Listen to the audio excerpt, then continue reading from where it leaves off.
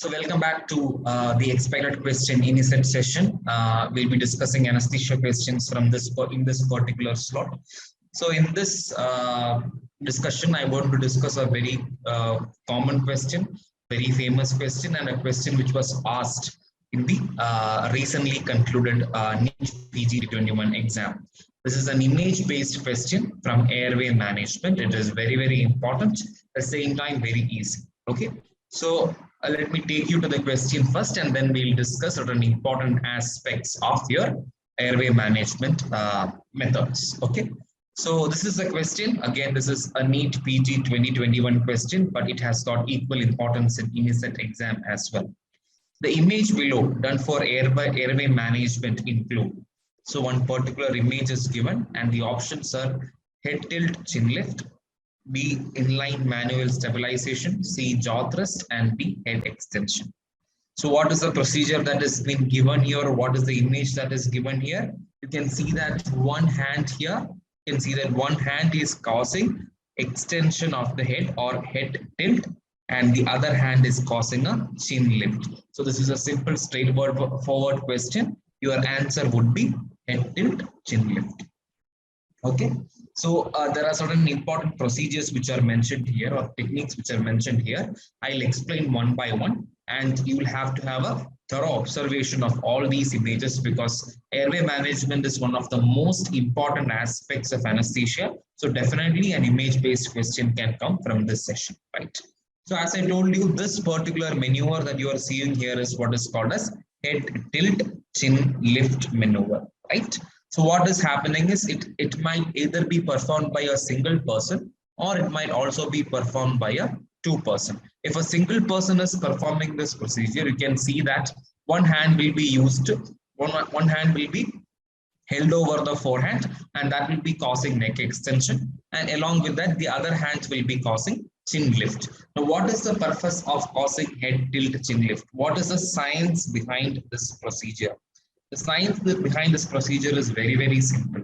Now imagine you are having a patient who has had a collapse, who is just collapsing, and the patient is having a low GCS. So in that particular patient, your airway might also be obstructed. So you might have an obstructed airway. You might have something which is called as an obstructed airway. And how do you think the airway can get obstructed if a patient is having low body tone? Which can happen in a collapsed airway. The most important problem is your tongue is going to fall backwards. It is going to obstruct the pathway of your airway. The tongue is going to fall backwards, and it is going to obstruct the pathway of your airway. Similarly, one more important issue that you might have is the epiglottis might also flow over the glottis, causing airway obstruction. So when you are talking about obstructed airway in a patient who is collapsing, it can happen as a result of tongue going backwards. It is called as tongue fall. When tongue is going backwards, it is called as tongue fall. It might also happen as a result of your epiglottis closing over your glottic opening. Epiglottis closing over your glottic opening. So these are the two reasons why you might have an obstructed airway in a patient who is collapsing. Now, what will this head tilt chin lift maneuver do? When you are causing this head tilt chin lift, if you can see clearly, actually what you are causing is you are causing an anterior displacement of the mandible. So what is it? Whenever you are causing a head tilt chin lift maneuver, you are essentially causing which is something which is called as anterior shift or anterior shift of your mandible. That is what you are causing. So when you are anteriorly shifting your mandible, or when you are displacing your mandible anteriorly, what is going to happen? Obviously, the tongue which is attached with the mandible is also going to move forward. So the tongue fall issue can also be taken care of. Similarly, when the epiglottis, you can also have an issue where your epiglottis is closing over the glottis. Your epiglottis will also be pulled away from the glottic opening. So basically, when you do a procedure which is called as head tilt chin lift, what essentially happens is that you are causing anterior displacement of the mandible, and along with the anterior displacement of the mandible, your tongue is also going to come forward, preventing tongue fall from happening, and also the epiglottis will also be pulled away from the glottis so that your airway becomes patent. So it is to maintain airway patency. It is a procedure that is done to maintain airway patency. But when you are attempting head tilt chin lift, you have to be cautious about one thing. You are just look at this particular image here. This particular practitioner is providing head tilt chin lift. Now look at how the neck has extended, how much mobility your neck has to undergo if you want to do a procedure called as head tilt chin lift. Now, this is a drawback of head tilt chin lift manipulation. Now, imagine you are trying to resuscitate a patient, and the patient is having a suspected the patient is having a suspected cervical injury. Now, in a patient with suspected cervical injury, what are you concerned about? You are concerned about further cervical injury, right? Now, if you do this particular head tilt chin lift maneuver in a patient with suspected cervical injury, what can happen is it can accentuate the cervical injury and the patient might end up in permanent paraplegia, which you do not want. So if a patient is suspected of having a cervical injury, then you cannot perform this head tilt chin lift maneuver, right? Because there is significant neck motion happening when you are trying to initiate head tilt chin lift maneuver. So what will you do if the patient is having suspected cervical injury and still you want to maintain airway patency? You have another technique which is called as jaw thrust. Okay, you have another technique which is called as jaw thrust. So what do you mean by jaw thrust and how is this thrust? Let me show the image of jaw thrust here. So this is jaw thrust here. This particular person who is the provider is standing at the head end of the patient. He is standing at the head end of the patient. And then what he does is with his fingers, these fingers are holding behind the angle of mandible. If you can see, these fingers are holding behind the angle of mandible, and these fingers are providing a thrust which is directed anteriorly. A thrust is given to the jaw or to the mandible which is directed anteriorly. This is what is called as jaw thrust maneuver. What is the significance of this particular maneuver? Similarly to your head tilt chin lift maneuver, here what you are causing is you are applying pressure behind the angle of mandible in an anterior fashion, and this is going to cause again anterior displacement of the mandible. It is going to cause anterior displacement of the mandible. And you know that if you are causing anterior displacement of the mandible, the rest of the story is going to be the same. Your tongue is also going to be pulled anteriorly. Your epiglottis will also move away from the glottis. So this simple procedure will also help you to open up your airway. What is the difference between head tilt and chin lift? Look at head tilt and chin lift maneuver here and look at the amount of neck extension which has happened here. Now look at this particular procedure called as jaw thrust. You can see that your neck is more or less remained in a neutral position. Your neck is remaining in a neutral position and there is no significant motion or mobility of your cervical area. So if you are suspecting a patient with cervical injury, then jaw thrust would be your go-to method to maintain airway patency. So suspected cervical injury, then your go-to method in maintaining airway would be your jaw thrust maneuver. In a normal patient, you can go for head tilt chin lift maneuver. Now, why do you think normal patient also can go under jaw thrust? Normal people can also undergo jaw thrust. But the significance that the point that you should remember is head tilt chin lift is slightly superior to jaw thrust in providing a patent airway. That is why in a normal patient, you can go for your head tilt chin lift maneuver. In a patient with suspected cervical injury, you will go for jaw thrust maneuver. Okay, so these are two procedures which are done for maintaining airway patency or opening up the airway. Now, head tilt, chin lift, and jaw thrust, they are together called as something which is called as triple maneuver. So you can be asked one question. All are components of triple maneuver except, and they'll give you options like head tilt, chin lift, jaw thrust, and something else. So you should remember that jaw thrust is a component of triple maneuver. And also please do remember that we will not be initiating all three in one patient. If a patient is not having any cervical injury, you would obviously go for head tilt, chin lift maneuver. If the patient is having a suspected injury or the patient is having an injury, then we will go for jaw thrust maneuver. So this is about head tilt, chin lift, and jaw thrust maneuver, right? Now, some more images I want to show you. What is this particular position? This particular position is otherwise called as sniffing position. It is otherwise called as sniffing position. And this is the position that we take up for a procedure which is called as endotracheal intubation.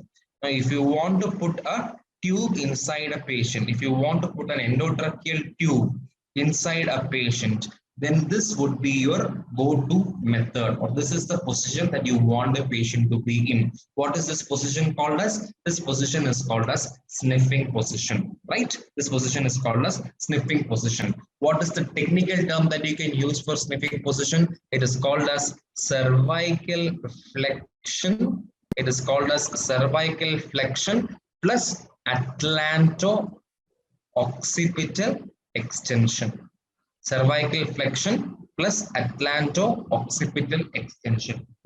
So you are having flexion at the neck and extension at the atlanto-occipital joint. That is why it is called as sniffing position. Now, how do you achieve this sniffing position? You can see that this particular patient is having a headrest. There is something which is given for head support. Now, when the head is slightly elevated from the baseline, you can see that the neck joint here is now undergoing flexion. The neck joint here is undergoing flexion because of the support that you are giving here towards your head area.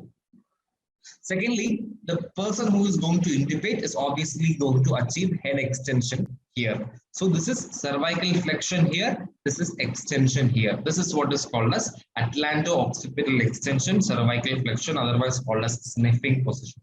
Now, why do you want the patient to be in sniffing position? Imagine you are someone and you are trying to put an endotracheal tube into the patient's trachea. How do you go? You either have to go through your oral cavity or you have to go through the nasal cavity. Imagine you are going through the oral cavity.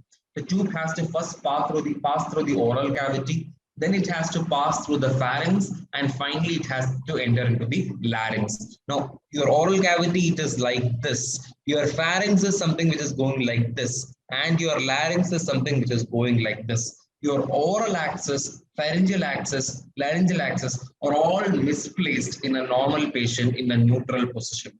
Now, when you put the patient in sniffing position, what you do is you achieve a straight line orientation. Your oral axis, pharyngeal axis and laryngeal axis all come together in one line so that you will be able to intubate the patient easier.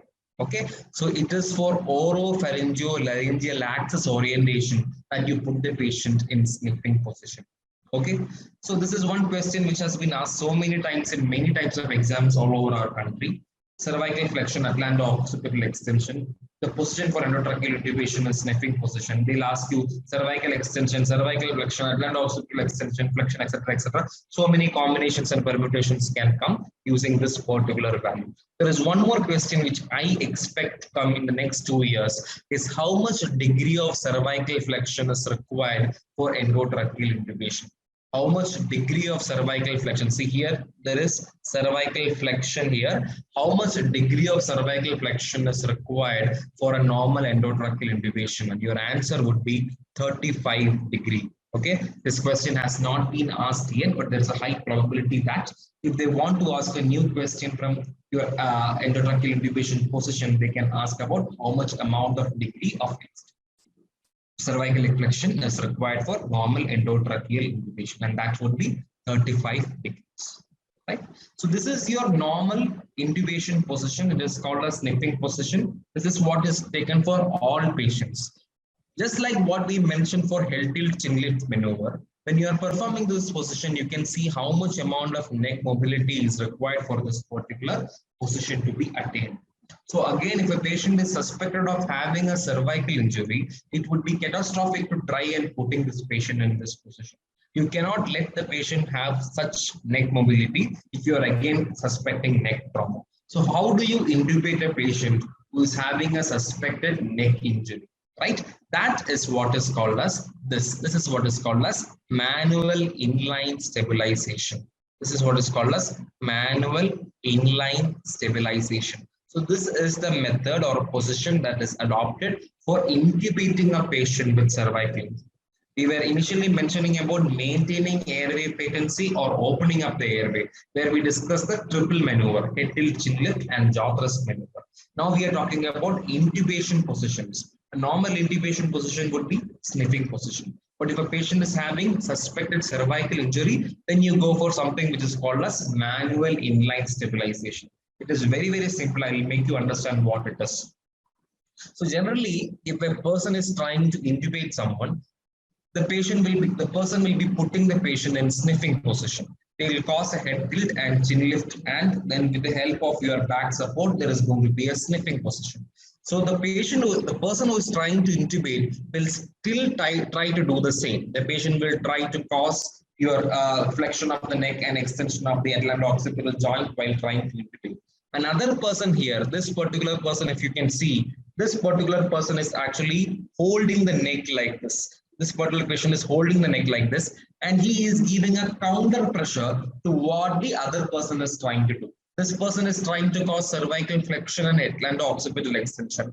This person is counteracting the forces so that the neck mobility will be reduced. So it is like stabilizing your neck. You are manually stabilizing the neck so that the neck will remain in line. That is why it is called as manual inline stabilization. So you can see that there are two functional persons here. One person is trying to intubate the patient. He is trying to put the patient in the normal sniffing position using his strength, while this person is holding the neck and limiting the motion of the neck or stabilizing the motion of the neck. So manual inline stabilization is the technique of choice if you are suspecting cervical injury. So this is jaw thrust, which is done for opening up the airway in a patient with suspected cervical injury. And this is manual inline stabilization, which is the technique of intubation in a patient with suspected cervical injury. Right? So I had shown 4 images for you. So please do look at all these 4 images. This is head tilt chin lift. This is jaw thrust maneuver, this is manual inline stabilization, and this is the conventional sniffing position which is taken up for intubation. Cervical flexion, atlanto-occipital extension. How much degree of cervical flexion? 35 degree of cervical flexion. Okay. So this is about today's discussion. I hope you enjoyed the discussion. It is a very short, breezy discussion. It is an image-based question from your airway management. Right. So we have discussed 5 different topics in the last 5 days. We'll come up with 5 new topics in the next week. So till then, enjoy your weekend. Thank you. Bye. Best training, peaceful environment, PG medical entrance exam preparation were my expectations. I got them at Speed Medical Village in Kanchipuram. Today, I am a PG topper. Speed Medical Village, a unique eco-friendly campus dedicated for PG preparation. Speed Medical Institute, a complete solution for medical education.